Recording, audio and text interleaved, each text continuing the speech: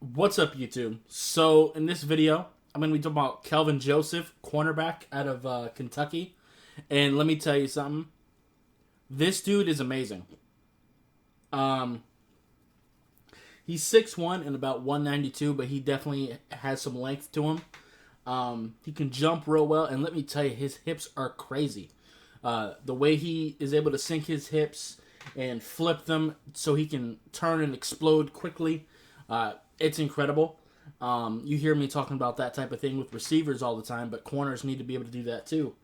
And it's amazing with him. It just seems so natural and fluid. He definitely has the speed that you need. He has all the physical traits you need. He's long. He's got a little bit of height. He's got the agility. He can turn quickly. And there was one play in particular where the speed really became apparent.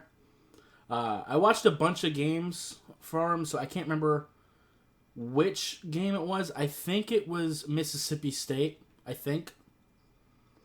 where it was either Mississippi State or Florida. It was one or the other.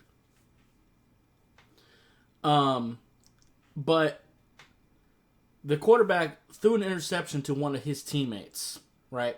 And his teammate started running downfield, and it was looking like a possible pick six, but like the running back had a pretty good angle on his teammate, and this guy had no shot in hell of getting close just because of where he was on the field in relation to what was going on.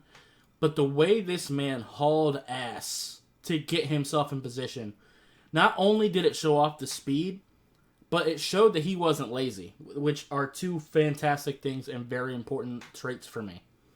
The fact that even on a play he's not really going to have much impact on, he's still hauling ass in the hopes that he might be able to help his teammate possibly get into the end zone.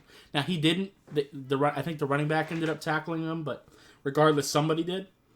But that was just really impressive to me. Like, I legitimately think that this guy probably has like a low 4.4 or a high 4.3 40. Probably something around there. Like, he has legit speed. He definitely has ball skills. He's going to get some picks for you. He's going to bat passes down. He's really good about getting his head around, so he's not going to get penalties in that way. His instincts are really good in man and zone. There was a particular play in zone which really impressed me, where he was reading his defender, but then as he literally read the quarterback's eyes. I think this was also against Mississippi State.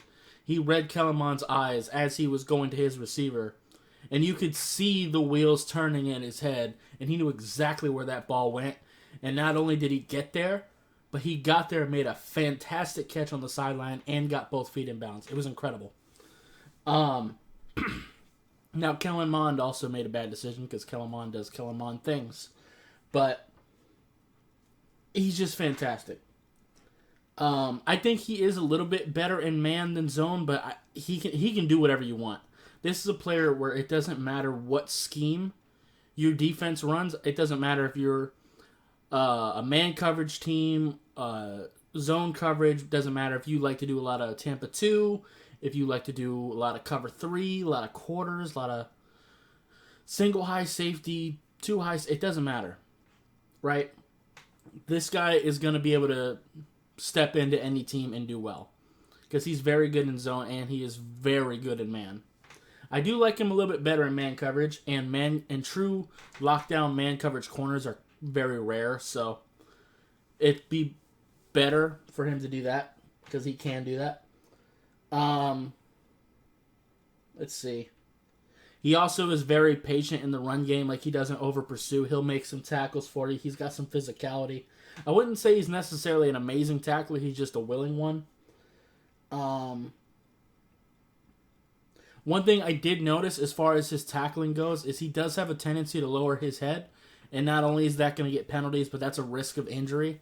I think it was against Georgia. It was either Georgia or Alabama. Red uniform. Because like I said, I watched a bunch like all in a row. So some of the teams are kind of meshing together. But regardless, there was a particular play where just because of the way the offense was motioning, he kind of ended up almost being like a safety on that play, which I think he can do a little bit of safety things for you in a pinch. But he ended up basically playing free safety on that play.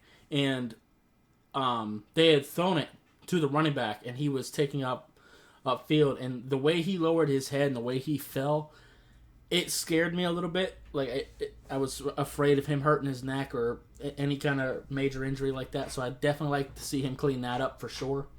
I don't want to see this guy paralyzed or anything crazy like that. So definitely clean that up. I think that's his biggest thing. He does have some actual corner-ish issues too, but nothing major. The main one is that he gets a little bit grabby sometimes, so he may get a couple holding calls here and there. But it's not really that big of an issue for me. Because for the most part, he seems like a very smart football player. He's got good instincts. He's got the athleticism. Like, he is probably my number 1 or 2 corner. It's between him and J.C. Horn at this point. To me, he has raised himself above Caleb Farley and Patrick Surtain in my eyes. I don't even really have to think about that. I just don't know exactly who to rank between Horn and Kelvin Joseph. But either way, they're both amazing. Let me see. Oh, and one other negative that kind of... and this might not even be on him. This might just be something that Kentucky was doing. I noticed that he comes off the field a lot. And that could, like I said, just be Kentucky wanting to get some of their other players involved. But I don't know.